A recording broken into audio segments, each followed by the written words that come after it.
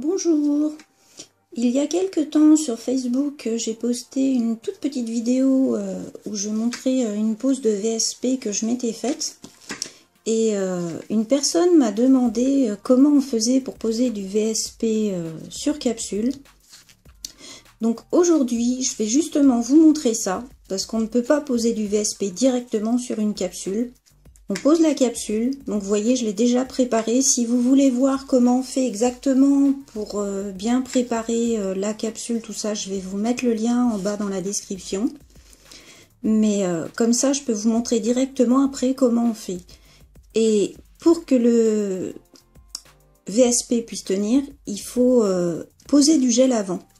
Parce que la capsule ne serait jamais assez solide pour pouvoir résister au choc juste avec du VSP par-dessus. Donc là, je vais faire quelque chose de tout simple.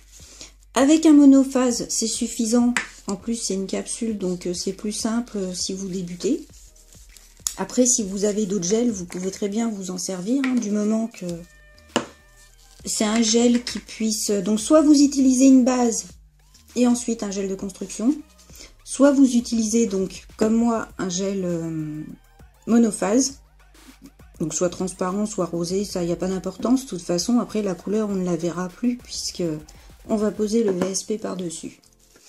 Donc, une fois qu'on a posé la capsule, qu'on a posé le primer, on va poser donc la base.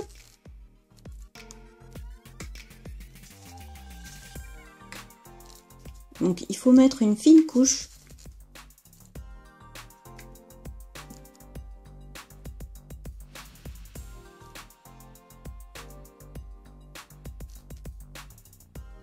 Donc on le passe bien partout.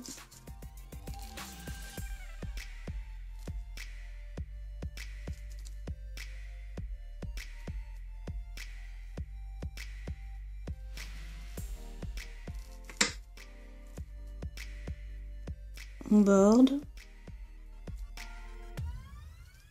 Et on catalyse.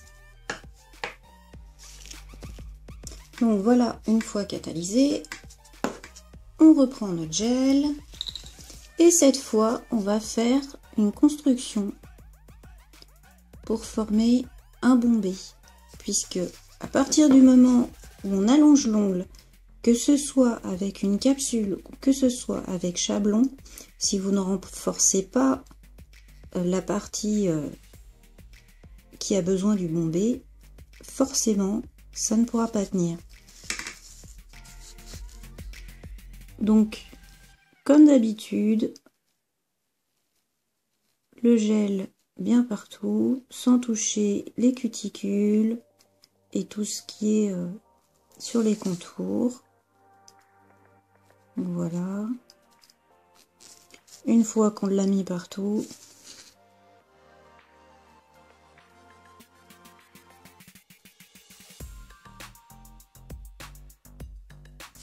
on peut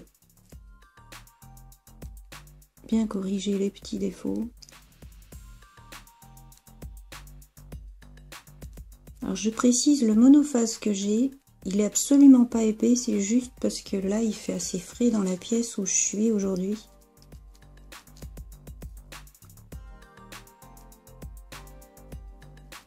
Donc voilà. Donc vous voyez, c'est pas un gros bombé, hein.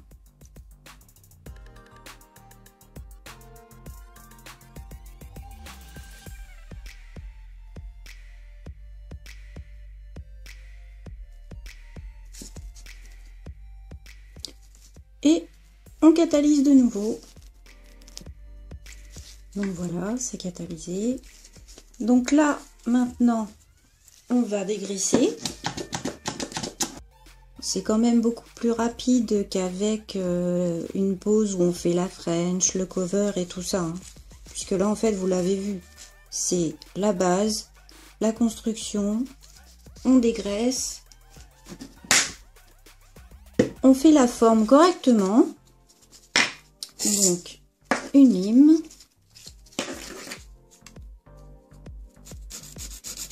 Donc, comme d'habitude, un côté.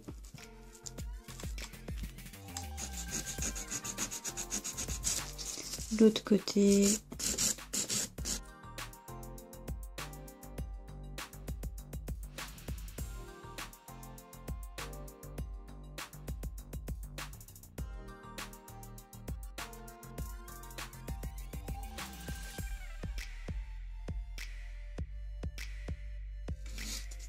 Donc on affine bien le contour, puisque là en plus avec le VSP on veut pas que ça ajoute de l'épaisseur, c'est pas le but, hein, que ce soit pas joli.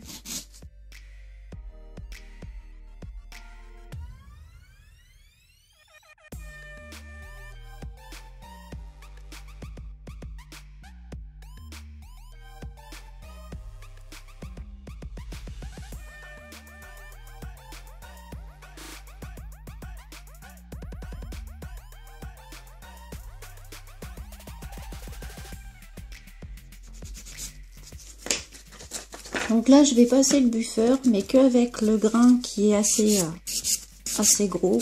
Pas besoin de passer le grain fin, puisque après de toute façon on va justement poser le VSP.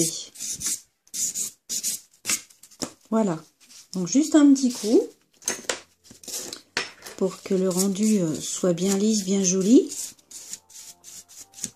Voilà.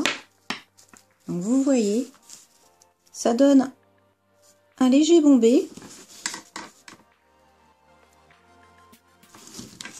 de façon à ce que la capsule ne casse pas. Donc ensuite, on passe à la pose du VSP. Donc, si vous le voulez là, vous pouvez très bien passer un petit coup de cleaner, histoire d'enlever toutes les petites poussières qui peuvent donner des petits défauts quand on va poser le VSP. Voilà, comme ça vous êtes sûr que c'est bien propre avant de poser, que ce sera bien joli.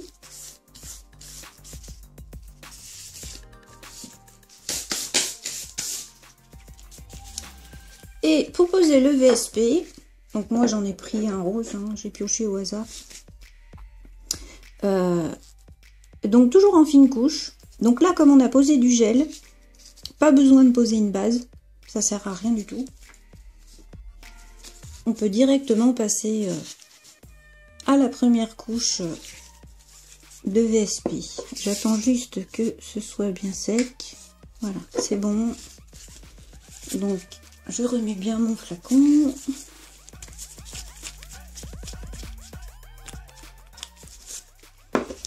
Et en fine couche.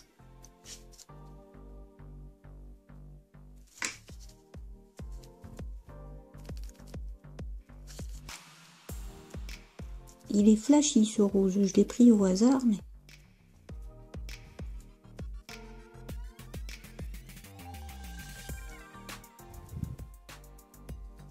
Donc si on voit encore un petit peu à travers, c'est pas un drame, hein, puisqu'on passe toujours deux couches. Du moins cette marque, en tout cas, de toute façon, faut passer deux couches. Donc pareil que d'habitude, quand on pose un VSP sur ongle naturel, on ne touche pas à la peau, on fait attention sur les contours.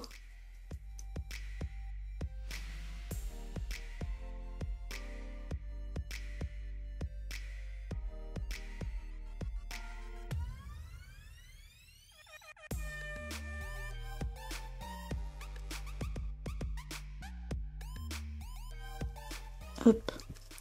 Et si vous débordez un petit peu, vous voyez comme moi là, prenez un petit dotting tool et vous essuyez. Parce que c'est comme sur ongle naturel. Si vous avez du VSP sur la peau, ça se décollera. Donc voilà. Donc on catalyse. Voilà, on passe la deuxième couche, toujours pareil, fine couche.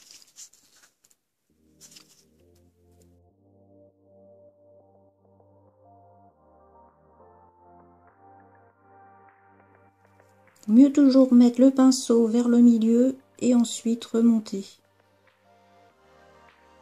Ça évite quand on pose le pinceau ici directement d'avoir un espèce de gros paquet de produits et que bah évidemment ça déborde partout.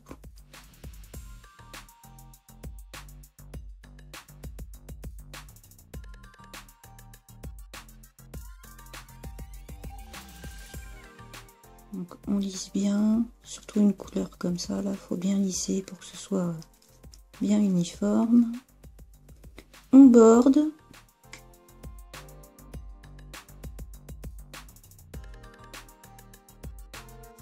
Et on recatalyse.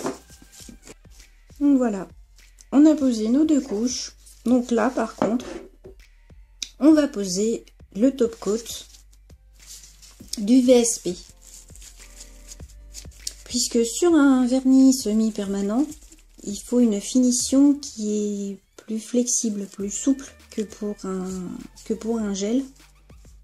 Donc le gel qui est en dessous, en quelque sorte, il est recouvert par le VSP, donc il risque rien. Par contre, le VSP, si on veut qu'il reste joli, il faut le recouvrir avec le top coat qui est conçu pour lui. Après, dans certains cas, on peut utiliser d'autres finitions, mais ça restera quand même des finitions flexibles. Donc toujours pareil, fine couche.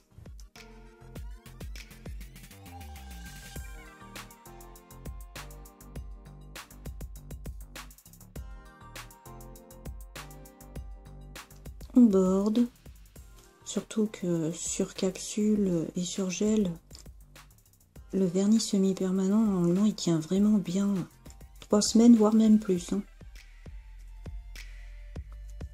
Voilà. Et on catalyse une dernière fois. Donc, une fois que c'est fait, on prend un petit coton. On dégraisse.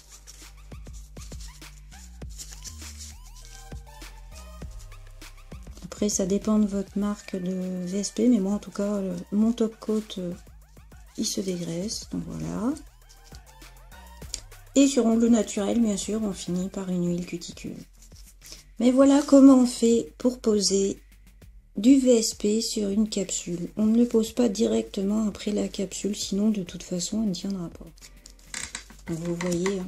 Puis c'est pas épais, c'est juste vraiment, il y a vraiment un léger bombé, histoire de dire que la capsule ne va pas casser au moindre petit choc.